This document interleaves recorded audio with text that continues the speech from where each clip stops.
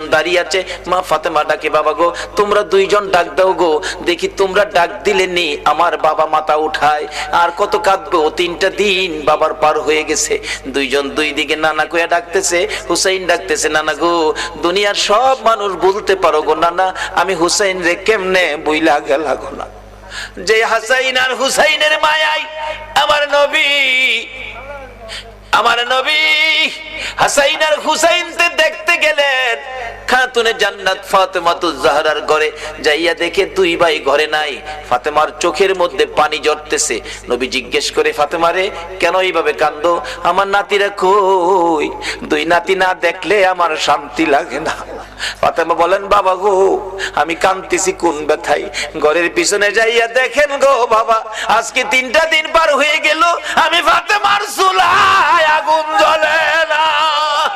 আপনার আদরের দুই নাতি না খাইয়া থাকতে থাকতে পেটের খিদার যন্ত্রণায় ঘরের পিছনে গলাগুলি করে নানা নানা কইয়া কাঁদতেছে গো বাবা। আমার নবী পিছনে যাইয়া দেখে গলাগুলি করে নানা নানা কইয়া কাঁদতেছে। নানা গো পেটের খিদা গো নানা, সহ্য করতে পারি না। আমার নবী বেরিয়ে গেলেন। ঘুরতে ঘুরতে যাইতে যাইতে একটা ইহুদির বাগানে আমার নবী চাকরি নিলেন। কুয়ার থেকে পানি উঠাবেন, গাছের গোড়ায় পানি দিবেন, পানি উঠাবেন, 1 বালতি পানি 8টা, 1 বালতি পানি 3টা করে খেজুর, এইভাবে 8 বালতি পানি উঠাইয়া হাসাইন হুসাইনের মায়ায় আমার নবী বাগানে চাকরি পর্যন্ত নিয়েছে।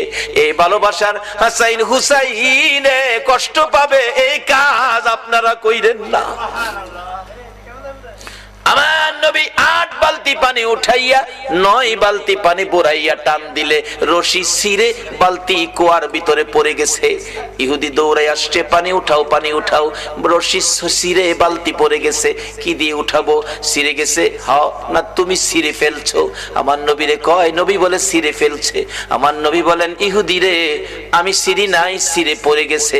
এই পর্যায়ে 1 কথা 2 কথা রাগ হইয়া নিষ্ঠুর ইহুদি, যেই নবীর চেহারায় জীবনে কোনদিন মশা মাছি বসে না, আমার নবীর গাল মুবারকে ইহুদি থাপ্পড় লাগাইয়া দিছে। আমার নবী একটা চিৎকার মারছে, ইহুদি রে পেটের খিদা রে, আমার নাতিরা 3 দিন পর্যন্ত খায় না, আমি রাসূলও খাই নাই রে।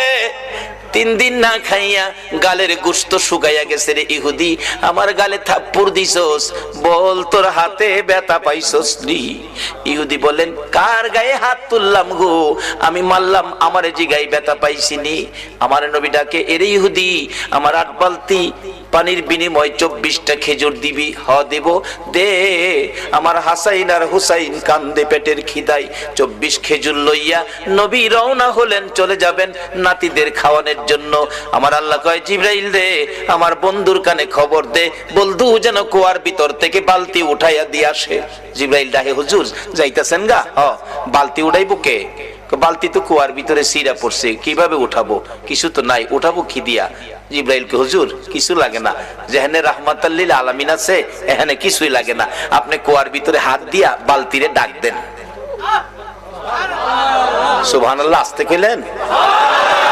পৃথিবীর এমন কোন শক্তি আছে এই মৃত বালতি ডাক দিলে হাতে আইব? কিন্তু আমার নবীর হাতে আইব।